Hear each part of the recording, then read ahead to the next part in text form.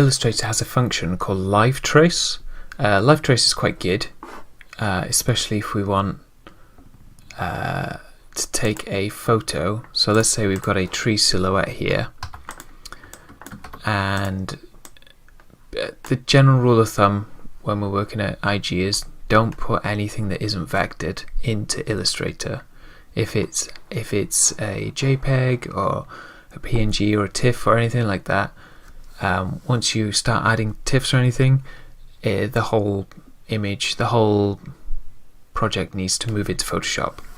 So you can take all your Illustrator bits, make them smart objects in the Photoshop and work them through there.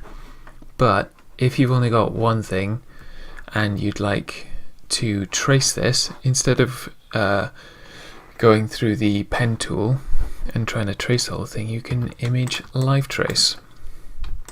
So in your properties panel here, so you'll see properties panel, super useful. It changes with depending on what you're actually working on. You have image trace here. So you've chosen your JPEG. You go image trace, click on this button. You get a whole bunch of settings to choose from.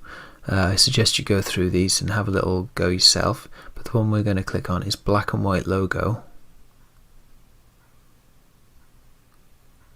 and that was pretty quick. And then we click expand, and then if we right click and then ungroup, and if we want to just delete this white, you go click on the white with the arrow, and then select same fill color, delete that, and we're going to delete this bottom bit as well. This is now a vectored piece of artwork, so we can make that bigger or smaller or do whatever we like to it, change colors, whatever we want to it. So that's quite a good way. It is definitely getting better and better each time. With each new version of Illustrator, this live trace function is getting better. So if you've drawn anything out by hand, or if you've done any sort of black and white sketching or anything like that, especially if it's quite binary, so it's either white or black, this is quite a good function. Quick side note, however, try not to steal anything.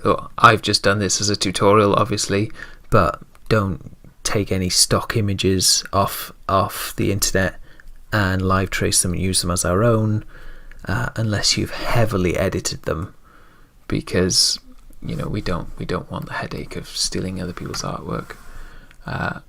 Just wanted to show you this as well, just to show you how far this can go.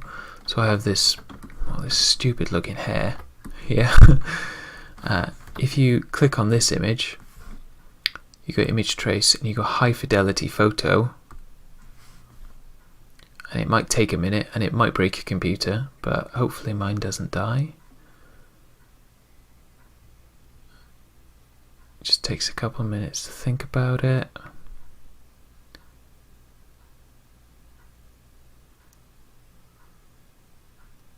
And there we have it.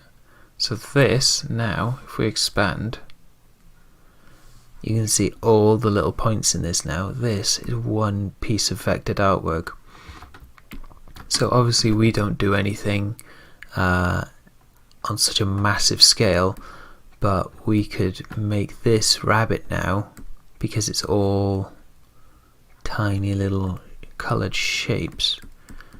We could take this and make this into a card, or expand it onto the side of a bus if we wanted to, because it's all vectored. Obviously it'd be better if it was, if you wanted a realistic photograph, you just take a really, really high-res image. But if you wanted, this was more of just to show you how well it's doing, because I think that's pretty good. If you go back, then we undo.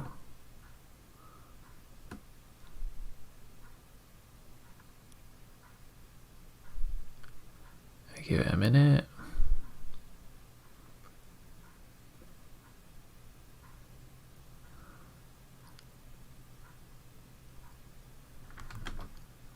it's not done it. If we could, oh, there we go. So you can see it's gone back to the image now. I mean, obviously the photograph had a lot more detail in it, but yeah, I just think they're doing really, really good stuff with that, and I think that'll just get more and more interesting as you go along. If you were looking to create this hair and you wanted to image trace it, it's probably, if you just wanted the hair, it's probably best to go into Photoshop, remove the hair from the background, and then image trace it, instead of image tracing it and then having to delete all the green from around here. That's probably the best way of doing it.